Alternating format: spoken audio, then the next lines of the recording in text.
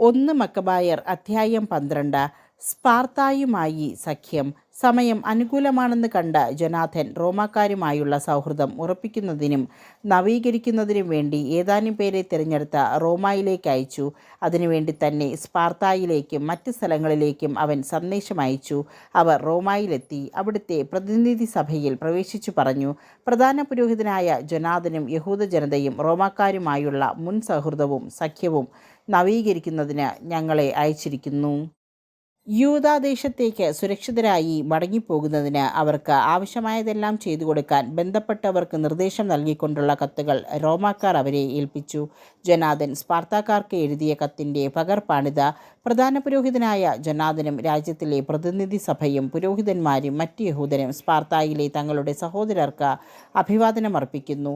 ഇതോടൊപ്പം അയക്കുന്ന പകർപ്പ് വ്യക്തമാക്കുന്നത് പോലെ നിങ്ങൾ ഞങ്ങളുടെ സഹോദരരാണെന്ന് പ്രസ്താവിച്ചുകൊണ്ട് നിങ്ങളുടെ രാജാവായ ആരിയൂസ് പ്രധാന പുരോഹിതനായ ഓനിയാസിന് മുൻപ് ഒരു കത്ത് അയച്ചിരുന്നല്ലോ. ഓനിയാസ് ദൂതനെ ആദരപൂർവ്വം സ്വീകരിക്കുകയും സഖ്യത്തിൻ്റെയും സൗഹൃദത്തിൻ്റെയും വ്യക്തമായ പ്രഖ്യാപനമടങ്ങുന്ന ആ കത്ത് കൈപ്പറ്റുകയും ചെയ്തു. ഞങ്ങളുടെ കൈവശമുള്ള വിശുദ്ധ ഗ്രന്ഥങ്ങൾ ഞങ്ങൾക്ക് ആത്മധൈര്യം പകരുന്നതുകൊണ്ട് ഞങ്ങൾക്ക് ഇവയൊന്നും ആവശ്യമില്ലെങ്കിലും നിങ്ങളുമായുള്ള സാഹോദര്യവും സൗഹൃദവും നവീകരിക്കുന്നതിന് ആളയക്കാൻ ഞങ്ങൾ തീരുമാനിച്ചു.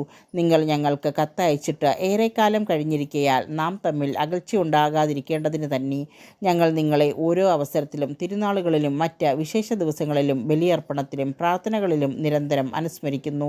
സഹോദരരെ അനുസ്മരിക്കുക ഉചിതവും ന്യായവുമാണല്ലോ. നിങ്ങളുടെ മഹത്വത്തിൽ ഞങ്ങൾ ആഹ്ലാദിക്കുന്നു. ഞങ്ങളെയാകട്ടെ ഏറെ പീഡനങ്ങളും യുദ്ധങ്ങളും വലയം ചെയ്തിരിക്കുന്നു. ചുറ്റുമുള്ള രാജാക്കന്മാർ ഞങ്ങൾക്കെതിരെ യുദ്ധത്തിന് വരികയും ചെയ്തിരിക്കുന്നു. നിങ്ങളുടെ മറ്റ് സഖ്യകക്ഷികളെയോ സുഹൃത്തുക്കളെയോ ഈ യുദ്ധങ്ങളുടെ പേരിൽ ബുദ്ധിമുട്ടിക്കാൻ ഞങ്ങൾ ആഗ്രഹിച്ചില്ല. സ്വർഗത്തിൽ നിന്ന് വരുന്ന സഹായം ഞങ്ങൾക്കുണ്ട്. ശത്രുവിൽ നിന്ന് ഞങ്ങൾ രക്ഷ നേടി അവർ ലജ്ജിതരായി. റോമാക്കാരുമായുള്ള ഞങ്ങളുടെ മുൻ സൗഹൃദവും സഖ്യവും നവീകരിക്കുന്നതിന് അന്തിയോക്കസിൻ്റെ മകൻ നുമേനിയൂസിനെയും ജാസൻ്റെ മകൻ അന്തിപാത്തറിനെയും ഞങ്ങൾ തിരഞ്ഞെടുത്ത് അയച്ചിരിക്കുന്നു. നിങ്ങളുടെ അടുത്ത് വന്ന് അഭിവാദനമർപ്പിക്കുന്നതിനും നമ്മുടെ സാഹോദര്യം നവീകരിക്കുന്നത് സംബന്ധിച്ചുള്ള ഈ കത്ത് നിങ്ങളെ ഏൽപ്പിക്കുന്നതിനും ഞങ്ങൾ അവരോട് നിർദ്ദേശിച്ചിട്ടുണ്ട്. ദയവായി ഞങ്ങൾക്ക് ഇതിന് മറുപടി തരുവിൻ. ഓനിയാസിനയച്ച കത്തിൻ്റെ പകർപ്പ് ഇതാണ്. സ്പാർത്തായിലെ രാജാവായ ആരിയൂസ് പ്രധാന പുരോഹിതനായ ഓനിയാസിന് മംഗളം ആശംസിക്കുന്നു. സ്പാർത്താക്കാരും യഹൂദരുടെ സഹോദരരാണെന്നും അബ്രഹാത്തിൻ്റെ വംശത്തിൽപ്പെട്ടവരാണെന്നും രേഖകളിൽ കാണുന്നു. ഇതറിഞ്ഞ സ്ഥിതിക്ക് നിങ്ങളുടെ ക്ഷേമം അറിയിച്ചാലും ഞങ്ങൾക്ക് എഴുതാനുള്ളത് ഇതാണ്. നിങ്ങളുടെ കന്നുകാലികളും വസ്തുവകകളും ഞങ്ങൾക്കുള്ളതാകുന്നു, ഞങ്ങളുടേത് നിങ്ങൾക്കുള്ളതും. ഈ വിവരം നിങ്ങളെ അറിയിക്കണമെന്ന് ദൂതന്മാരോട് ഞങ്ങൾ ആജ്ഞാപിച്ചിട്ടുണ്ട്. ദെമത്രിയൂസിനെതിരെ യുദ്ധം. ദെമത്രിയൂസിൻ്റെ സേനാധിപന്മാർ മുമ്പത്തേക്കാൾ വലിയൊരു സൈന്യവുമായി തനിക്കെതിരെ വീണ്ടും പടയ്ക്ക് വന്നിട്ടുണ്ടെന്ന് ജൊനാഥൻ കേട്ടു. ജെറുസലേമിൽ നിന്ന് പുറപ്പെട്ട് ഹാമാത്ത് പ്രദേശത്ത് വെച്ച് അവൻ അവരുമായി ഏറ്റുമുട്ടി. തൻ്റെ രാജ്യം ആക്രമിക്കാൻ അവൻ അവർക്ക് അവസരം നൽകിയില്ല. അവൻ അവരുടെ പാളയത്തിലേക്ക് ചാരന്മാരെ അയച്ചു. രാത്രിയിൽ യഹൂദരുടെ മേൽ ചാടി വീഴാൻ ശത്രു ഒരുങ്ങി നിൽക്കുകയാണെന്ന് അവർ അവന് വിവരം നൽകി. സൂര്യാസ്തമയമായപ്പോൾ രാത്രി മുഴുവൻ യുദ്ധത്തിന് തയ്യാറായി ആയുധവുമേന്തി ജാഗരൂകതയോടെ നിൽക്കാൻ ജൊനാഥൻ തൻ്റെ സേനകളോട് ആജ്ഞാപിക്കുകയും പാളയത്തിനു ചുറ്റും ഉപരക്ഷാസേനയെ ഏർപ്പെടുത്തുകയും ചെയ്തു. ജൊനാഥനും സൈന്യവും യുദ്ധസജ്ജമാണെന്ന് കേട്ട ശത്രുക്കൾ ഭയചകിതരും നഷ്ടധൈര്യരുമായി പാളയത്തിൽ വിളക്ക് കൊളുത്തിയിട്ട് അവർ പിൻവാങ്ങി. വിളക്കുകൾ കത്തിക്കൊണ്ടിരുന്നത് കാണുകയാൽ ജൊനാഥനും സൈന്യവും നേരം പുലരുന്നതുവരെ ഇക്കാര്യം അറിഞ്ഞില്ല. ജൊനാഥൻ പിന്തുടർന്നുവെങ്കിലും അവർ എലുത്തെരൂസ് നദി കടന്നിരുന്നതിനാൽ അവരെ മറികടക്കാൻ കഴിഞ്ഞില്ല. ജൊനാഥൻ സബദിയർ എന്ന് അറിയപ്പെട്ടിരുന്ന അറബികളെ ആക്രമിച്ച് കീഴടക്കുകയും അവരെ കൊള്ളയടിക്കുകയും ചെയ്തു. പാളയം വിട്ട് അവൻ ദമാസ്കസിലെത്തുകയും ആ പ്രദേശത്തിലൂടെ മുന്നേറുകയും ചെയ്തു. ശിമയോൻ, അസ്കലോണും അതിനടുത്തുള്ള ശക്തി കേന്ദ്രങ്ങളും വരെ രാജ്യത്തുടനീളം മുന്നേറി.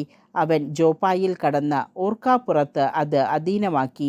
ദെമത്രിയൂസ് അയച്ചിരുന്ന സൈന്യത്തിന് കോട്ട വിട്ടുകൊടുക്കാൻ അവർ തയ്യാറായിരുന്നു എന്ന് അവൻ കേട്ടിരുന്നു. അതിൻ്റെ സംരക്ഷണത്തിനായി ഒരു കാവൽ സേനയെ അവൻ നിയോഗിച്ചു. ജെറുസലേം സുരക്ഷിതമാക്കുന്നു. ജൊനാഥൻ തിരിച്ചു വന്ന ജനത്തിലെ ശ്രേഷ്ഠന്മാരെ വിളിച്ചുകൂട്ടി.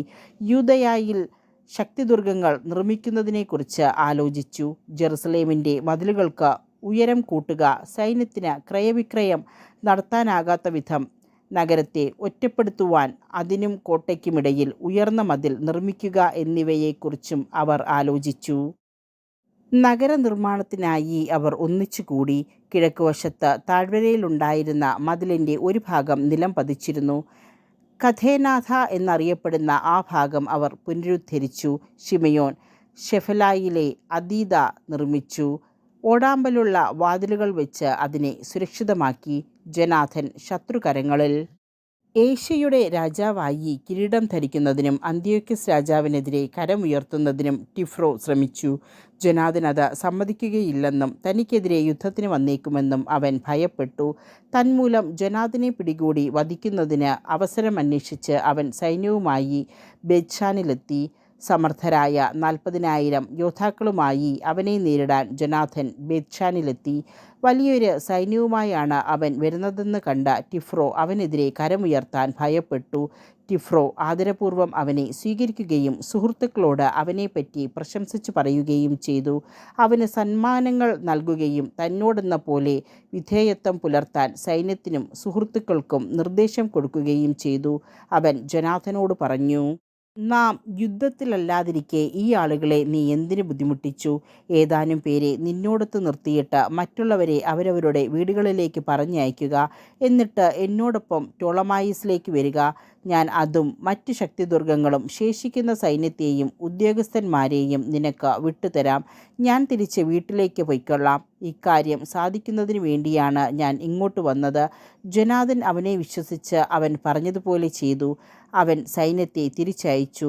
അവർ യൂദാദേശത്തേക്ക് മടങ്ങി. 3000 പേരെ അവൻ തന്നോടൊത്ത് നിർത്തി. അതിൽ 2000 പേരെ ഗലീലിയിൽ നിയോഗിച്ചു. 1000 പേർ അവനെ അനുഗമിച്ചു. ജനാഥൻ ടോളമായിസിൽ വന്നയുടനെ അവിടുത്തുകാർ കവാടങ്ങൾ അടച്ച് അവനെ പിടികൂടി. അവനോടൊപ്പം അകത്ത് കടന്നവരെയെല്ലാം അവർ വാളിനിരയാക്കി. ജനാഥൻ്റെ യോദ്ധാക്കളെ നശിപ്പിക്കുന്നതിനായി ടിഫ്രോ ഗലീലയിലേക്കും മഹാസമുദ്രത്തിലേക്കും ഭടന്മാരെയും കുതിരപ്പടയാളികളെയും അയച്ചു. ജനാഥൻ പിടിക്കപ്പെട്ടുവെന്നും അവനോടൊത്തുണ്ടായിരുന്ന ഭടന്മാർ കൊല്ലപ്പെട്ടുവെന്നും മനസ്സിലാക്കിയ അവർ പരസ്പരം പ്രോത്സാഹിപ്പിച്ച യുദ്ധസജ്ജരായ വ്യൂഹങ്ങളായി മുന്നേറി. അവർ ജീവനു വേണ്ടിയുള്ള പോരാട്ടത്തിലാണെന്ന് മനസ്സിലാക്കി അവരെ അനുധാവനം ചെയ്തിരുന്നവർ പിന്തിരിഞ്ഞു. അവരെല്ലാം സുരക്ഷിതരായി യൂദാദേശത്തെത്തി. ജനാഥനെയും അവനോടൊത്തുണ്ടായിരുന്നവരെയും കുറിച്ച് അവർ വിലപിച്ചു. അവർ അത്യധികം ഭയപ്പെട്ടു. ഇസ്രായേല്യർ മുഴുവൻ അഗാധമായി ദുഃഖിച്ചു. അവർക്ക് നേതാവോ വിമോചകനോ ഇല്ല. അതിനാൽ നമുക്കവരോട് യുദ്ധം ചെയ്ത മനുഷ്യകുലത്തിൽ നിന്ന് അവരുടെ ഓർമ്മ തന്നെ മായ്ച്ചു കളയാമെന്ന് പറഞ്ഞ് ചുറ്റുമുള്ള ജനതകൾ അവരെ നശിപ്പിക്കാൻ ശ്രമിച്ചു.